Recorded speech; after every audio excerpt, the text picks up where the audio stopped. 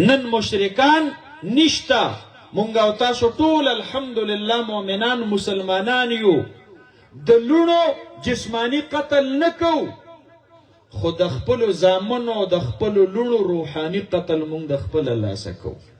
ایمانی قتل مونږ د خپل لاسه کو ایمانی قتل او روحانی قتل څه ته ویل کیږي چې بچی ته قرآن ونخه چې بچی ته موز ونخه چې بچی ته دینداری ونخه بچی ته خپل اخلاق ونخه د بچو دینی مستقبل د لاس نه او خویدلو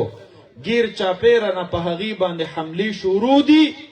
او د هغوی د ګمراهۍ دپاره دا یو سمارټ فون موبایل کافي او شافي دی دی کې د دوی اخلاق هم د خرابۍ د هغې دپاره کافي دی د ایمان د خرابولو دپاره هم کافي دی د عقیدو د خرابولو دپاره هم کافي دی د طرزو د اطوارو د اقدارو د بدلولو دپاره هم کافي او شافي دی حضرت علامہ سید ابو الحسن علی الندوی رحمت اللہ علیہ فرمائی تعمیر او تخریب دو اصطلاحګانې په دنیا کې استعمالیږي مثلا د کور جوړول او د کور ورانول تعمیر دا څلور څیزونه غواړي دا د مخکې نه منصوبه بندي غواړي انجینیر صاحب به ته راولې نو هغه به تاله نقشه کېږدي یوه دا سرمایه غواړي پیسې به در سره نو کور به جوړی دوه دا وخت غواړي کال کې او دوو کالو کې کور دا سر ته رسیږي درې او دا د هغې سره سره پوهه او حکمت غواړي ناجانه سړی کور نشي جوړولی چې ګلکار نه او مصري نه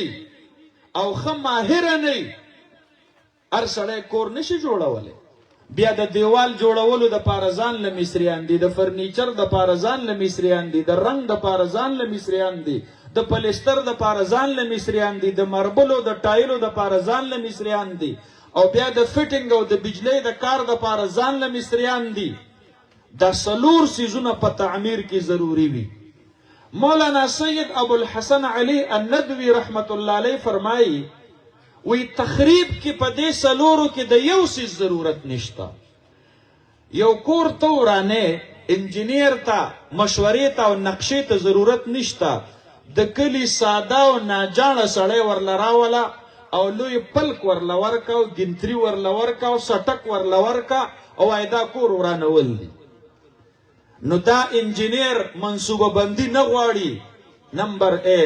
دا سرمایه هم نه غواړي چې جوړ کړی دی په 1 کروڑ روپۍ دی نو نړولی په 10,000 روپۍ شي دا وخت هم نه غواړي چې جوړ کړی دی په کال کې دی نو ورانول یې په میاشت کې نه په هفته کې ممکن دي او دا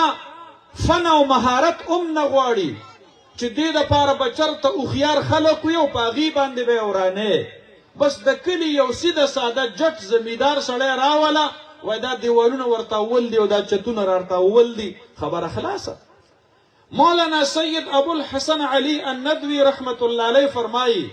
تعمیر د معاشره او تخریب د معاشره نو تعمیر د معاشره دا د مخکې نه منصوبه بندي غواړي دا معاشره به یو اسلامي معاشره څنګه جوړیږي دې کې به د دینی مدارسو ضرورت وي دې کې به د مکاتبو ضرورت وي دې کې به د علماو د پوهانو ضرورت وي دې کې به د سکولونو د استادانو د تربیت ضرورت وي په دې کې به د مور او د پلار د بچو نگرانۍ ضرورت وي دا د تعمیر معاشرې دپاره اول څیز منصوبه بندي ده دویم دا مالیات غواړي مدرسه اسې نه جوړیږي مکتب اسې نه جوړیږي سکول اسې نه جوړیږي خامخا دا وسایل غواړي دریم دا وخت غواړي یکدم نه کیږي وخت په دې باندې ډیر لګي او څلورم دا مهارت غواړي په سکول کې د سکول قابل استاد په مدرسه کې د مدرسې قابل استاد په کور کې د پلاروالی قابل پلار په کور کې د موروالی قابل مور دا ضروری دي تعمیر د معاشره دا به الو کیږي چې کله دا څلور څیزونه دا فراهم وي مولانا سید ابوالحسن علي الندوي رحمت الله علیه فرمایي او بیا فرمایي تخریب د معاشره دا هیڅ هم نه غواړي دا نه منصوبه بندي غواړي بغیر د منصوبه بندۍ نه چې په کوم ماشوم باندې نگراني او سرپرستی ونشي هغه لوفر شي هغه لاړ شي بد اخلاقه شي هغه لاړ شي بد عمله شي داسې نه چې په کور کې دته پلار او په سکول کې استاد او په مدرسه کې قاري صاحب ورته ویلي چې آیس ښه شی دی دا نشه شروع کا دا هیڅوک په کور کې چاته نه وایي دا هیڅوک په سکول کې او په مدرسه کې چاته نه وایي خو د عدم تربیت او د عدم توجه د لاسه دی لاړ شي د ده په تعمیر کې کو کلونه لګي نو د ده په تخریب کې وخت هم نه لګي د ده په تخریب کې وسایل هم نه لګي او د ده په تخریب کې څه فن او څه مهارت هم ضرورت نشته مولانا سید ابوالحسن علي الندوي رحمت الله علیه فرمایي چې په تخریب د معاشرې کې د څلورو واړو څیزونو ته ضرورت نه وي او بیا هم کېدلی شي او ممکنه ده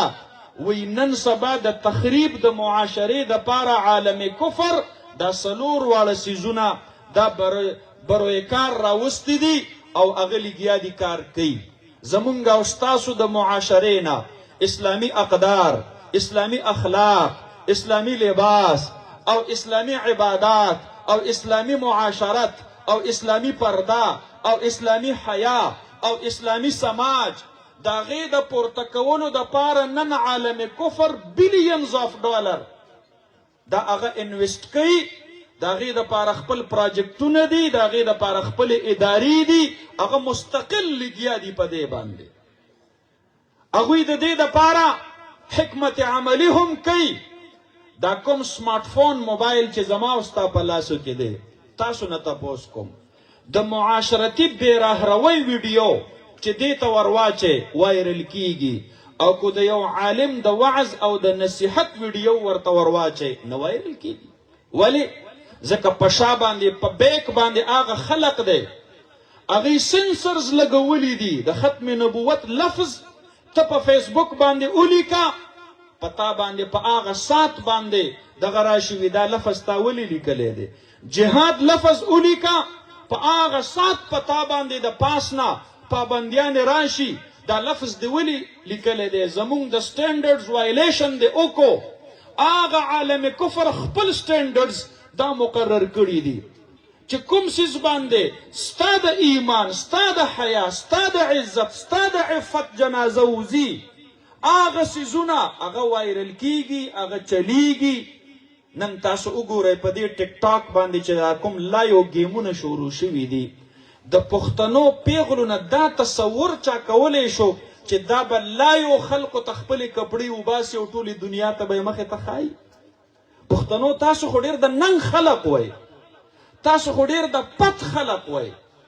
ستاسو خو د پښتو دا څلور ټکي پی او خی او تی او وو دا خو ستاسو د ننګ ستاسو د پت ستاسو د پښتو ستاسو د غیرت دا خو د هغې دلیل و نن زما په معاشره کې دغه بېرهروي دا څوک سپورټ کوي دا د کوم ځای نه سپورټ کیږي ولې د حیا جنازه ووتله دا درانه درانه دیوالونه چې د کورونو نه تاو دي دا صرف د کلي د محلې او د خپلو خپلوانو نه د پټېدلو دپاره یو سمارټ فون موبایل کور کې دننه د زنانو سره موجود وي او په پټه باندې هغې خپل فټوان دا بهر اوباسي او ورلیږي نو چې د بهر د خلقو نه پرده نشته دی دې دیوالونو ته څه ضرورت دی دا دیوالونه ورته اول پکار دي او دا یوازې داسې نه ده د دې دپاره باقاعده خلق لانچ کیږي هغه لګیا دي او زمونږ او ستاسو د ملک په نظام کې د دغه فکر دفاع کوي زه په خپله د دې خبرې عیني ګواه یم ما یو ورځ صوبایي اسمبلۍ کې قرارداد پیش کو او ما دا وویل چې زمونږ څنګه د سرکاري سکولونو دپاره پالیسي دا ده چې میل سکولونه ځان لدي او ګرلز سکولونه ځان لدي دا بوایز پرایمري سکول دی او دا ګرلز پرایمري سکول دی دا بوایز میډل سکول دی او دا ګرلز میډل سکول دی، دا بوایز های سکول دی او دا ګرلز های سکول دی، دا بوایز کالج دی او دغه ګرلز کالج دی، چې څنګه دا زمونږ د سرکار زیر انتظام د ګرلز او د بوایز ترمنځه پارټیشن دی. ما تجویز پیش کو چې زمونږ بعضې پرایویټ ادارې په دې صوبه کې مخلوط نظام تعلیم چلی، لہذا تاسو هغه پرایویټ ادارې د سرکار د دې پالیسۍ پابند ورته ووایئ چې د انبار د دې ثوابۍ یو غیرتي پښتنه پیغله ماشومه دا چې په خپل کور کلي کې د خپلو خپلوانو د رشته دارو نه پرده کوي، نو دا کو لاړه او میډیکل کالج ته لاړه، یو پرایویټ میډیکل کالج کې دا ډاکټر جوړېدل غواړي، نو دا ضروري ده چې دا به هلته د پردي نارینه سره په یو ډیسک او په یو کلاس کې او په یو هاسټل کې او په یو ګراوند کې دا به هغې ته خپله پرده لرې کوي، او دا ضروري ده چې دا به خپله برقه ورتاوی، نو الو به دا ډاکټره کېږي. دا ضروري ده چې دا به د خپل حیا او د خپل عفت او د خپل عزت او د خپل عصمت نه لاس انځي، نو د هغې په قیمت کې به وروستو دا ډاکټره جوړېږي. ولې دا په یو ځان له پرایویټ میډیکل کالج کې چې صرف د زنانو دپاره دا په هغې کې ښایسته ډاکټر نشي جوړېدلی چې د دې معاشرې ضرورت پوره شي او د دې حیا او پرده او عزت او عفت او عصمت دا برقرار پاتې شي. او بیا مې هلته دلیل کې د قرآن کریم دا آیت پیش کو. الله رب العالمین خپل محبوب پاک صلی الله علیه وسلم ته فرمایي یا ایها النبی قل لأزواجك وبناتك ونساء المؤمنين يدنين عليهن من جلابيبهن. زما محبوبه د ټولو نه اول شروع د خپلو بیبیانو نه د پردې وکړه، بیا د لوڼو نه او بیا د عامو مسلمانانو نه چې هغوی په خپلو مخونو باندې مضبوطې لوپټې او مضبوط صادرونه او مضبوطې بورقې راخورې کړي. دا قرآن کریم کې الله رب العالمین جناب نبی کریم صلی الله علیه وسلم ته فرمایي د هغوی د بیبیانو متعلق زمونږ او ستاسو مونږ او تاسو د هغې بیبیانو ته ازواج مطهرات وایو. دا هغه بیبیانې دي چې دا پاکې وي، دا پاک دامنې دي، مطهرات دي، چې پاکه بیبي د نبی علیه الصلاة والسلام د پاک صحابي نه پرده ورله ضروري ده. 1500 کاله بعد به د فتنو په دې زمانه کې یوې خورلړې نه د پردي نارینه نه پرده ضروري وي او که به نه وي. نو چې ما دلیل پیش کو تاسو یقین وکئ اسمبلی کې یو صاحب زما په مقابله کې پاسېدلو او وی مفتی صاحب ته په غلطه پرده دا ته بیا مونږه تنزل طرف ته بوزي، جهالت طرف ته بوزي، تاریکی طرف ته بوزي. انا لله و انا الیه راجعون. ما ورته وی محترمه ستا کور مې لیدلی دی، ستا دیره مې لیدلې ده، تا د خپل کور د تورسرو د پردې دپاره مضبوطه چاردیواري کړې ده، نو ته د خپل کور زنانه په پرده کې ساتې، دې ته رجعت پسندي او دقیانوسیت نه وایې، او د پاکستان میندو خویندو دپاره بې پردې کېدل تا ته ترقي ښکارېږي. بیا د ټولو نه اول د خپل کور دیوالونه وغورځوه، بیا د خپلې حجرې په ځای باندې مېلمه خپل کور ته دننه بوځه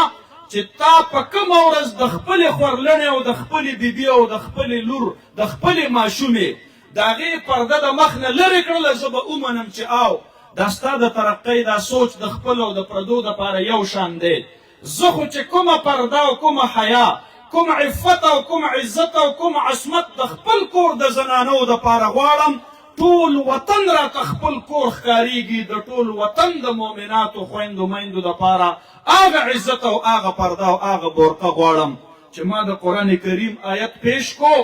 د اسمبلی ریکارډ ګواه دی او نن به هم د هغوی د هغې منبر صاحب دا الفاظ موجود وي. ما ته یې جواب راکړو، ما ته یې وی مفتي صاحب مصیبت دا دی تاسو قرآن په مونږ پسې پارلیمنټ ته او اسمبلی ته راوړلو. مصیبت دا دی مسلمان د خولې نه دا الفاظ ختل، قرآن په پارلیمنټ کې به حیثیت د دلیل پیش کول، دا مصیبت دی. یعنی د قرآن معاشره قائمول، د قرآن سماج قائمول، د قرآن مطابق پرده راوستل په معاشره کې، دا اوس مصیبت شو. زما محترم ورونو، هغه خلقو ته د هغه ځای نه ډېر لوی سپورټ میلاویږي او په دې وجه ورته میلاویږي چې دا لګیا دي په تخریب د معاشرې کې د هغه عالم کفر مرستیال دي. مغربي تهذیب چې عالم کفر زما معاشرې ته رادننه کول غواړي، زما دغه نادانه او ناپوهه مسلمان هغه د هغه خلقو ملګری دی او زه یې تنې تنها د پردې او د برقې او د حیا او د عفت په تحفظ کې پرېښودلی یم.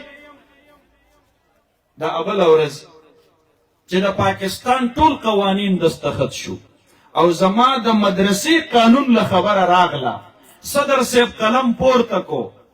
وی امریکا خفه کیږي. امریکا زما د مدرسې په رجسټریشن ولې خفه کیږي؟ تاسو د دې راز نه خبر یې؟ ځکه خفه کیږي امریکا غواړي الحاد او دهریت. زما مدرسه د هغې سره په جنګ ده. زه غواړم توحید د رب العالمین او د الله وحدانیت. امریکا غواړي چې قادیانیت دې عام شي. مشهور بدنام زمانه قادیانیان همدغې یورپیانو د خپل ځان سره په غېږو کې کېنولي دي. ملعون سلمان رشدي د هغوی سره په غېږو کې ناست دی. ملعون عاصیه مسیح د هغوی سره په غېږه کې ناسته ده. ملعون مرزا مسرور د هغوی سره په غېږو کې ناست دی. زما په مسلمانانو کې کوچه د عیسی علیه السلام توهین وکړو، دومره سزا به ورله ورکوم چې څومره د جناب نبی کریم صلی الله علیه وسلم په سزا باندې په توهین باندې سزا ورکوم. زما په مسلمانانو کې چې چا د موسی علیه السلام توهین وکړو، زما آیین او زما قانون ورته دومره سزا مقرر کړې ده څومره چې د جناب نبی کریم صلی الله علیه وسلم په توهین باندې سزا مقرر ده. زه د یهودیانو د نبی د موسی علیه السلام احترام د خپل ایمان حصه ګڼم. زه د عیسایانو د پیغمبر حضرت عیسی علیه السلام د هغوی د پیغمبر عزت او ناموس د خپل ایمان حصه ګڼم. لا نفرق بین احد من رسله. زما عقیده دا ده په ټولو انبیاو باندې چې د هغې عزت او احترام زما د عزت او زما د ایمان د هغې حصه زه ګڼم. ولې بیا یورپیانو مغربیانو دومره د تنګ نظرۍ او د انتها پسندۍ نه کار اخیستی دی؟ زما د نبي دشمنان خپل ځان سره هلته فضی کړي دي. زما محترم ورونو، دې وجې نه مغرب ته خطره ده زما د مدرسې نه. زه اسلامي فکر ورکوم. هغوی غواړي دا چې د نوي نسل د ذهنونو نه اسلامي فکر ختم شي. په دې ایډیالوجیکل وار کې، په دې نظریاتي جنگ کې کو یو طرف ته مغرب دی. فخر کوم په دې باندې زما د مدرسې فقیر او ملنګ او درویش عالم د امریکې غوندې زورورو سره د هغوی سره په صف اول د اسلام په مورچه کې ولاړ دی. الحمدلله. ای د مدرسو علماو، تاسو د دې وخت د طاغوت خلاف د جهاد په فرنټ لاین باندې مجاهدین یئ. تاسو د اسلام د دې غزا د فرنټ لاین د هغې غازیان یئ. الله رب العالمین په دین باندې ننګ وکړئ. الله رب العالمین به تاسو ته فتح در نصیب کوي ان شاء الله. حضرت مولانا سید ابو الحسن علی الندوی رحمت الله علیه هغه فرمایي د تخریب د معاشرې دپاره څلور واړه څیزونه نن استعماري قوتونو برای کار راوستي دي. زمونږ او ستاسو د بچو د هغوی د فکر او د نظر او د عقیدې او د اخلاقو د خرابولو دپاره وسایل هم هغوی فراهم کوي. وسایل هغوی فراهم کوي. دا زه چې اسلامي نصاب کوم پړاوومه، دا نصاب دا زما په د نورو تعلیمي عصري ادارو کې ولې قابل قبول نه دی؟ ځکه قابل قبول نه دی. زمونږ د خیبر پښتونخوا د محکمه تعلیم 70% بجټ دا برطانوي اداره DFID ورکوي. برطانیه دې دپاره ماله فنډونه راکوي چې زما په معاشره کې د قرآن حافظان ډېر شي، په هغې کې د دینداره خلق ډېر شي، په هغې کې د راسخ العقیده مسلمانان ډېر شي، په هغې کې د حیادارې عفتدارې او باپرده زنانه سیوا شي. نه، هغوی د هغې خپل مشن د تکمیل دپاره لګیا دي. زما محترم ورونو، مونږ ته کله کله خلق پیغور راکوي، مدرسې په چندو باندې چلوي. فخر کوم په دې باندې د دیندار مسلمانانو په تعاون باندې د الله د دین تحفظ کوم. او دا سنت ماته د جناب نبی کریم صلی الله علیه وسلم نه راپاتې دی.